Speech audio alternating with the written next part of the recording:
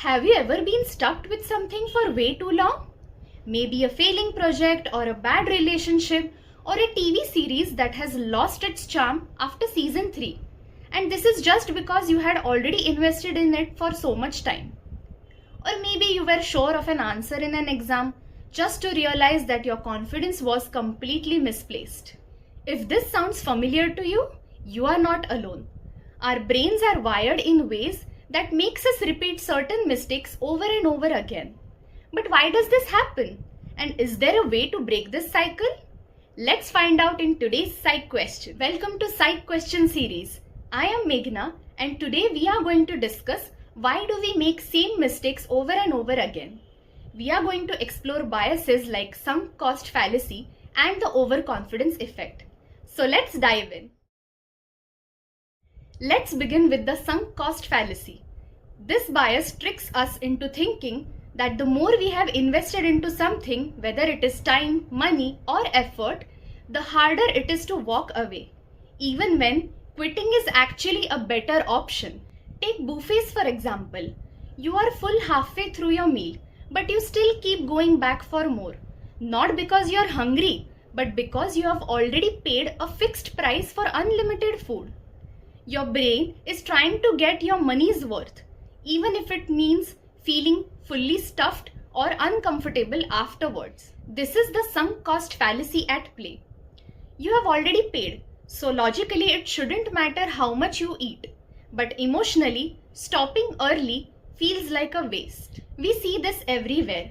People stay in their jobs even when they hate it because they have put in 5 years or more in it. Or holding on to stock investments even when they are clearly declining.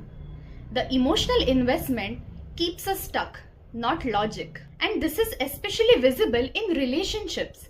Say you are in a relationship for years and it is not working.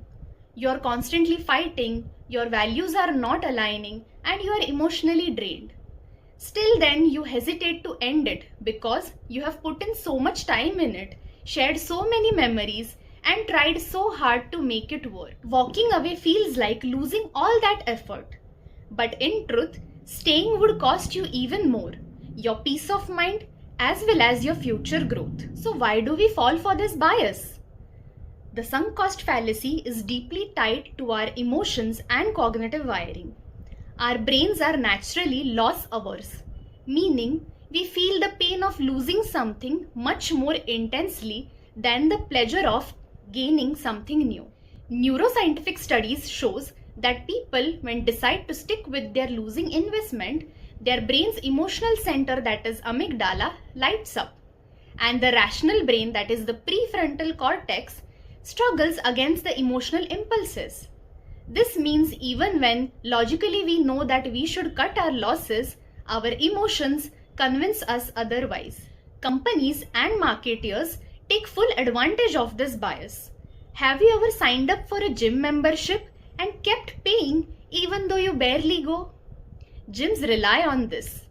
They know that once you have paid upfront, you will feel obligated to get your money's worth, even if it would be a better plan to cancel and get a different fitness plan that suits your lifestyle. The same thing happens with streaming services, mobile games, and shopping deals. You must have noticed that companies offer buy one get one free or offer massive discounts only if you buy in bulk.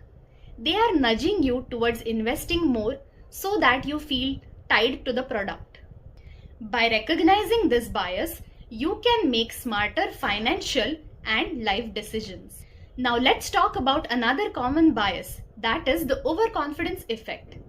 This makes us believe that we know more than we actually do, leading to risky life decisions and repeated mistakes. Have you ever walked into an exam feeling sure that you knew everything only to realize that you weren't as prepared as you thought? That's overconfidence. Or maybe you have refused to read instructions on assembling furniture, convinced that you can figure it out only to end up with extra screws and a wobbly chair. This happens because our brains are wired to trust our own knowledge more than we should. Businesses fall into this trap too. Companies sometimes launch products without doing proper research. They believe that their idea is foolproof, only to see it failing spectacularly. Think about movie studios investing into sequels that nobody has asked for, or technology companies releasing gadgets that no one really needs. Research shows that overconfident traders actually perform worse than those who take a more cautious and analytical approach. Overconfidence is extremely dangerous in fields like medicine, law, and business, where underestimating the risks can have serious consequences. This is why experts emphasize humility in decision making, that is, acknowledging that we don't know everything and seeking external input before making big choices. So, how do we stop falling for these biases? The first step is awareness, recognizing when these biases are at play so that we can challenge them. Pause before taking decisions. Ask yourself, am I holding on to this just because I have invested time or money? Seek perspectives from others. Getting feedback from others can help counteract overconfidence. Consider opportunity cost. Instead of focusing on what has been spent, think about what we could gain by moving on. Embrace learning. Mistakes aren't failure if you learn from them. Look out for marketing tricks. Before buying or subscribing, ask yourself, am I genuinely benefiting or just unwilling to waste money? We all fall for biases, but now you have tools to spot them before it could lead you to poor decisions. Have you ever experienced sunk cost fallacy or overconfidence effect? Please let us know in the comment section below.